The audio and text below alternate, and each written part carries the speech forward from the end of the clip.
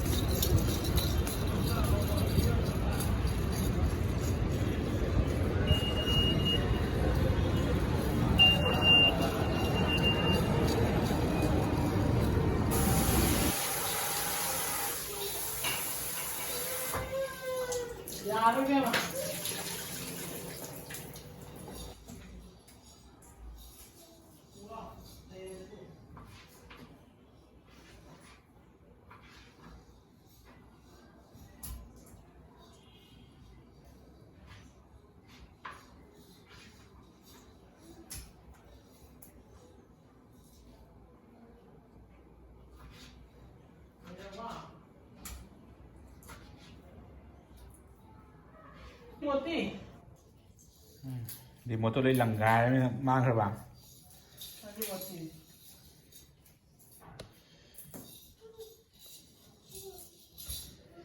lấy một phần cái phần mama tu piro thal mama tu piro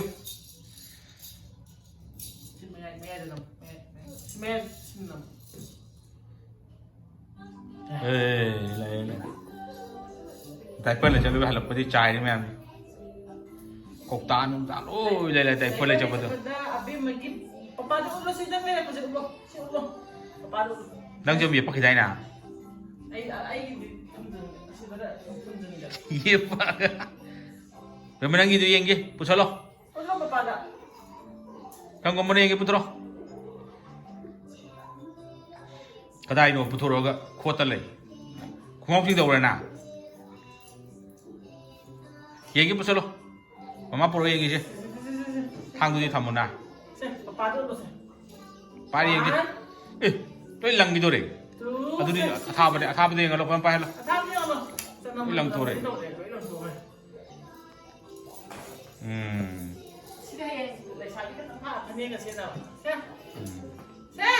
đây là bà bay lạc con thằng này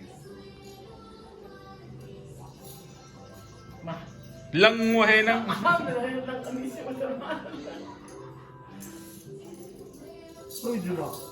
ồ xin chú rồi thì ngon rồi chứ bà cái đó mà nó nghe gì à bé ta rồi thằng người đó mà lại hay xin đi lâu anh đi cũng có số cho lâu lâu một chút ra thâu ta rồi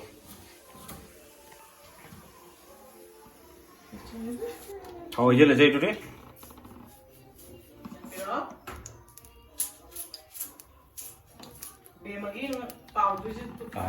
tao thì ngô rồi gì đâu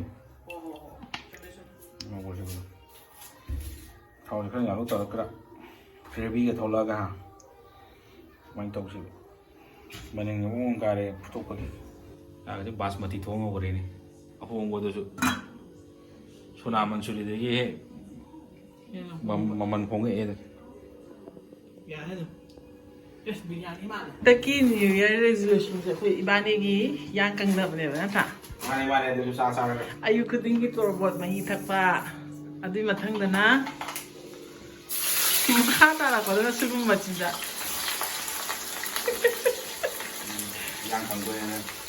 Yang kang dori.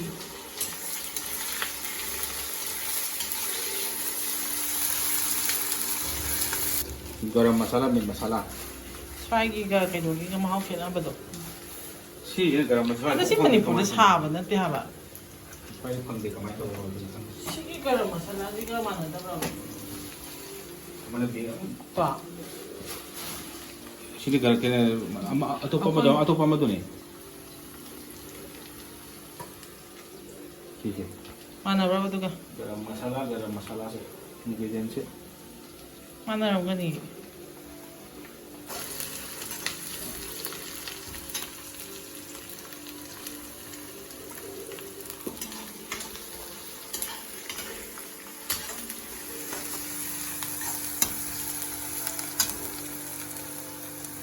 한번 딱 말아 들어줘.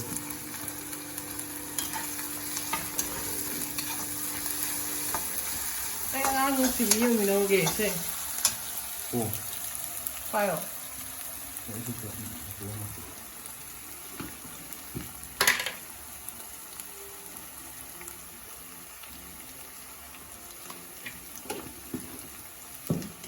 난 뭐 그냥 하고 간다고 해서 하면 되겠다. Để mấy cái cô cái ủ bỏ đi học đây. À tiệc của 난 이거 뭐 됐고 또 뭐가 돼 있어.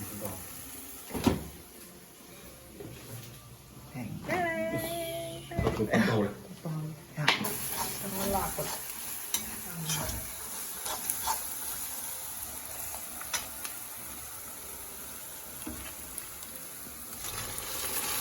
엄마 이거 합쳐라. 이건 엄마 합쳐. 이 핫팩 물럼 나 이거 그냥 그런가 합쳐.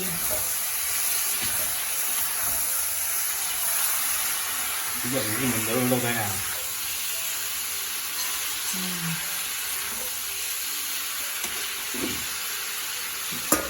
Bắt đầu con đi bò sàng chắp cha cả bay tích là thay đó ngầu chị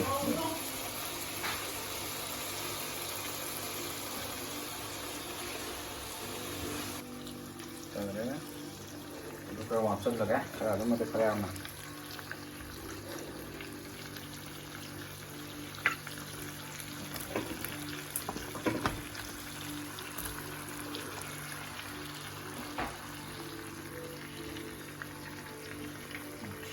một chuột cho là ngon rồi chuột cho là cái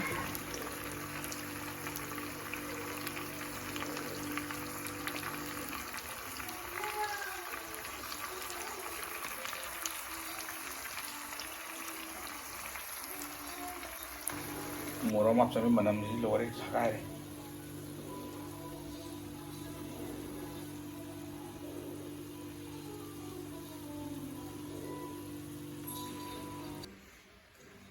이거 납작해가 뭐셔든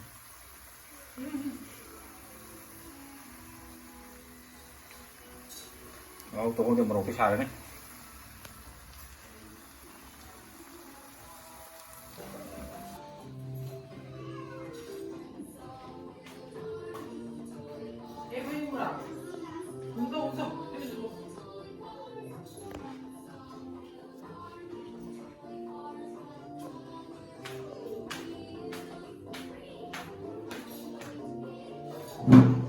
이렇게 한번 찾아보러 가라